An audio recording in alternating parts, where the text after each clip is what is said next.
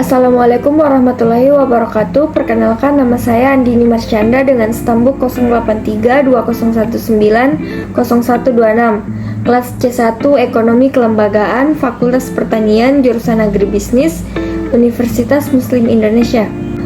Untuk memenuhi tugas 4, kali ini saya akan meringkas dua metode penelitian yang saya dapatkan, yaitu metode kualitatif dan kuantitatif.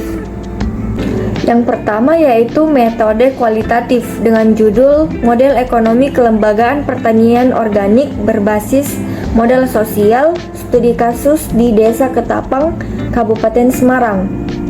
Desa Ketapang merupakan salah satu desa yang memiliki potensi untuk mengembangkan pembangunan pertanian organik di Kecamatan Susukan.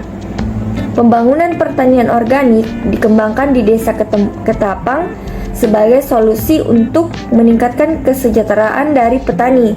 Namun, pembangunan pertanian organik di desa memiliki 4 permasalahan utama, yaitu permasalahan lahan pertanian, alam, masyarakat, dan iptek. Selanjutnya, tujuan penelitian. Tujuan penelitian terbagi menjadi 4. Yang pertama, menganalisis kondisi geografis, ekonomi, dan sosial budaya di Desa Ketapang. Yang kedua, menjelaskan lahan pertanian, alam, masyarakat, dan iptek dalam pertanian padi organik dalam Desa Ketapang. Yang ketiga, menjelaskan peran modal sosial dalam mengatasi permasalahan pertanian padi organik di Desa Ketapang.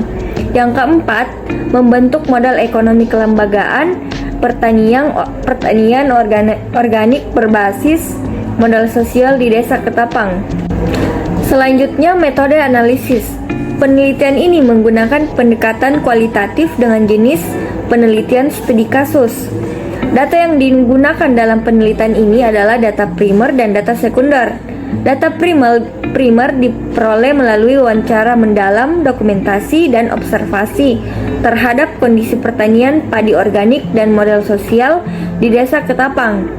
Di sisi lain, data sekunder diperoleh melalui dokumen yang terkait dengan pertanian, padi organik, ekonomi kelembagaan, dan modal sosial seperti studi literatur dan publikasi ilmiah dan data dari BPS, dan membuatnya lebih mudah Yang pertama, kondisi geografis, ekonomi, dan sosial budaya di Desa Ketapang mendukung untuk pembangunan pertanian organik. Yang kedua, lahan pertanian, alam, masyarakat, dan iptek merupakan masalah di dalam pembangunan pertanian organik di Desa Ketapang.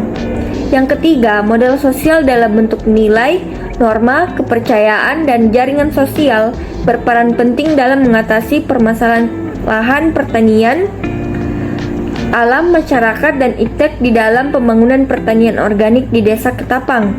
Yang keempat, modal ekonomi kelembagaan pertanian organik berbasis modal sosial di Desa Ketapang berdasarkan 4 poin penting, yaitu stakeholders yang berperan, kelembagaan pertanian organik di Desa Ketapang atau aturan formal dan informal, pembangunan pertanian organik berbasis modal sosial, dan tujuan yang ingin dicapai yaitu pembangunan ekonomi sosial dan lingkungan. Yang kedua, metode kuantitatif dengan judul Analisis Pola Ekonomi Kelembagaan dalam Relasi Kerja, Dinamika Pendapatan, dan Mitigasi Bencana Buru Nelayan di Desa Puger Kulon, Kecamatan Puger, Kabupaten Jember.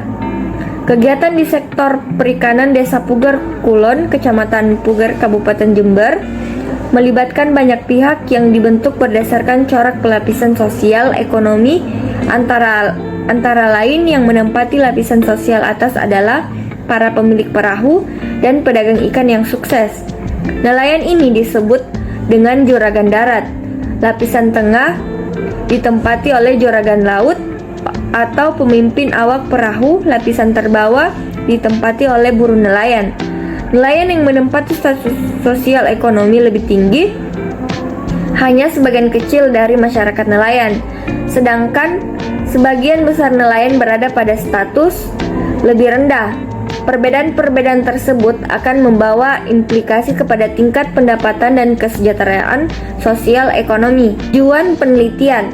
Pengaturan relasi kerja dalam masyarakat nelayan bertujuan untuk membentuk peningkatan produktivitas bagi nelayan. Produktivitas yang tinggi akan berpengaruh terhadap sistem pembagian hasil yang diperoleh buruh nelayan. Pembagian hasil yang dirasa tidak adil bagi buruh nelayan mengakibatkan buruh nelayan cepat terseret dalam kemiskinan. Penggunaan teknologi penangkapan ikan yang diharapkan mengakibatkan terjadinya perubahan mode production dari sistem tradisional menjadi modern ternyata jauh dari harapan. Hal ini dikarenakan proses yang terjadi tidak dibarengi oleh pergeseran relasi kerja ke arah yang lebih rasional dan menguntungkan.